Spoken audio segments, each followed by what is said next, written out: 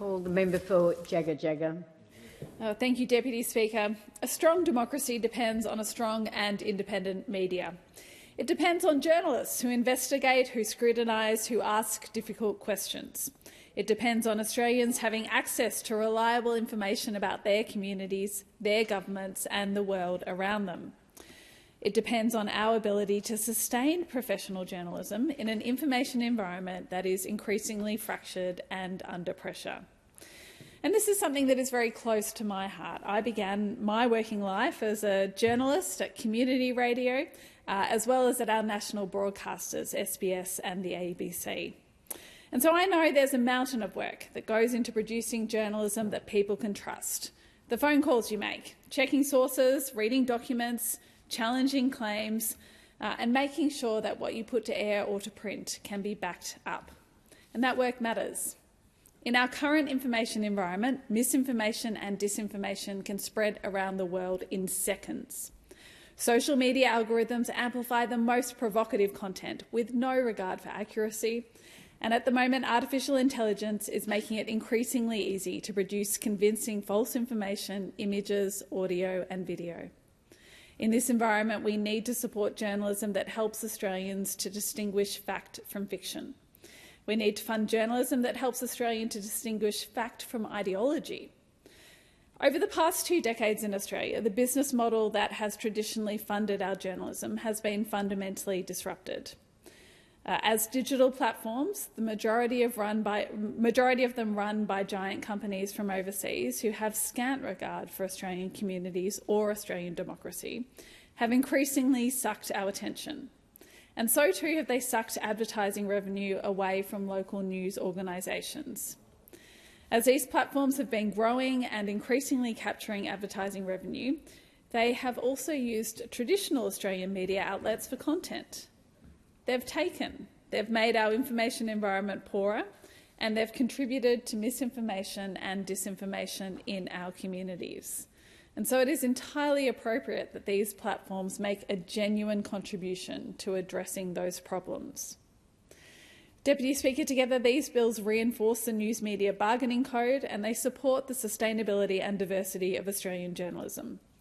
They establish a clear principle that where significant digital platforms derive enormous value from the Australian digital advertising market, they should have a strong incentive to reach commercial agreements with the Australian news organisations who produce journalism.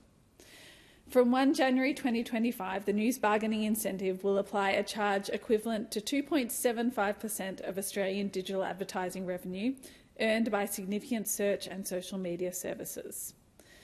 The purpose of the scheme is not just to collect that charge. This legislation is deliberately structured to encourage commercial agreements. Platforms can reduce their liability through eligible agreements with Australian news organisations, receiving offsets worth 150% of these agreements. For agreements with small or medium news businesses, that offset increases to 200%. And to reduce their liability to nil, platforms must have eligible agreements with at least 6 different news organisations. And that is important because a healthy Australian media landscape cannot just mean a handful of large metropolitan organisations. We do also need regional and local journalism. We need smaller and independent publishers. We need organisations that serve First Nations Australians, and we need culturally and linguistically diverse media outlets. And we need journalists telling stories that might never make a national bulletin, but are enormously important to the communities that they serve. If in this environment a platform chooses to pay the charge rather than enter into commercial agreements, that money will still support Australian journalism. The News Journalism Payments Bill establishes the News Journalism Payments Scheme to distribute any revenue raised through the News Bargaining Incentive to eligible Australian news organisations. It's also important that it puts journalists themselves at the centre of how these payments are calculated.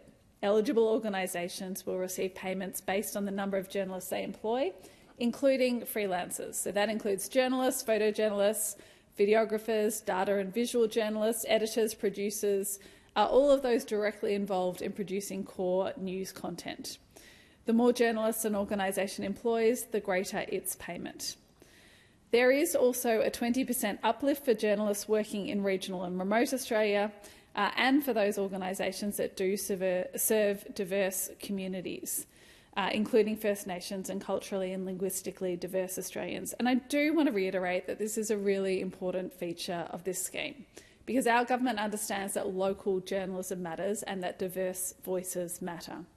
Again, going back to my own first-hand experience here, and a shout out to community radio and Arts Alive, which is still going strong. To all the folks at 2Cuz FM in Bourke, where I spent a number of months, and to the people in regional Victoria and Warrnambool, where I worked with the ABC. I understand how important local voices and local journalism is in all of those communities. A local journalist is often the person who's sitting through the local council meeting, who's covering the community campaign, talking to the local sporting club or small business, and asking questions about decisions that otherwise might receive no scrutiny at all. These journalists perform that role across vast parts of our country, and it is important for all of us that they get to stay. When those outlets, when those journalists disappear, we lose more than just another job in the media industry.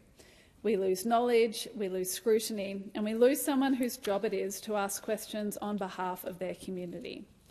So this scheme makes sure that the funding that's intended to support journalism actually supports journalism.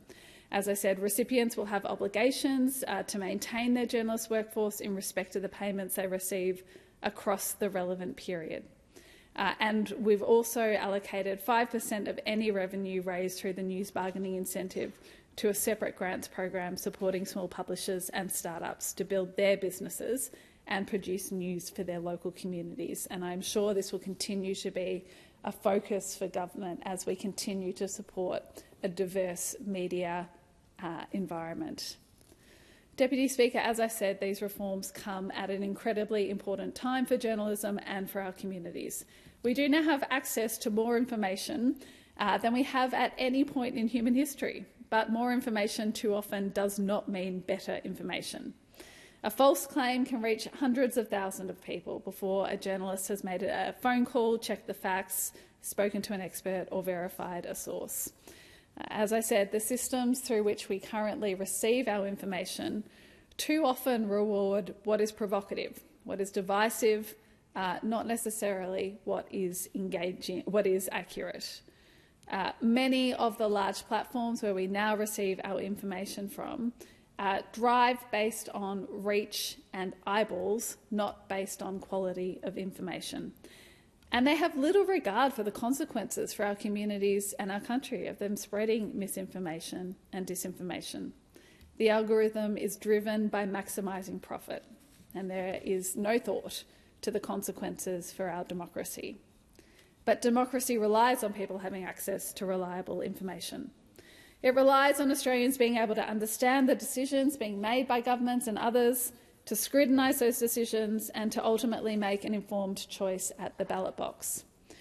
It relies on us being able to have conversations as a community based on a shared understanding of what's going on. And professional journalism is one of the institutions that helps make that possible. Reputable news organisations are accountable for what they publish. Now, of course, that does not mean journalists always get everything right, nor does it mean that Australians should accept everything they read in a newspaper, everything they hear on the radio or see on the television without a question. A healthy democracy should have sceptical citizens and robust debate. But there is an enormous difference between disagreeing over ideas and being unable to find out the facts. We should be able to fiercely disagree about what's happening, about what government should do, while still having confidence in the basic information that underpins that debate. And that is why strong independent journalism is such an important part of our democratic infrastructure. I know it is something that people in my community understand and value, and that they support quality journalism, they support a strong and independent ABC and a diverse media landscape. Deputy Speaker, I have now experienced this environment from different sides, as a journalist asking questions and now as a Member of Parliament being asked them and answering them. I firmly believe our democracy is stronger because of media scrutiny and media independence. That's why these bills matter. They're not about telling journalists how to do their job or how to write. They're not about protecting media companies from competition or technological change. They're not about protecting governments from scrutiny, but they are making sure that we are providing a framework to support Australian journalism to continue as we enter this fractured information age. Making sure we give Australians access to journalism that they can trust. Now, Deputy Speaker, I do realise that protecting the right of Australians to know what's going on and to have access to basic facts isn't a value that is universally shared across this parliament. We do have members who actively thrive on feeding misinformation and disinformation. Senator Hanson, the leader of One Nation, puts herself out there for interviews with a far-right influencer who's mixed with neo-Nazis and a far-right podcaster who was in fact jailed for stalking journalists. At the same time, One Nation bars the ABC and other media outlets from their press conferences.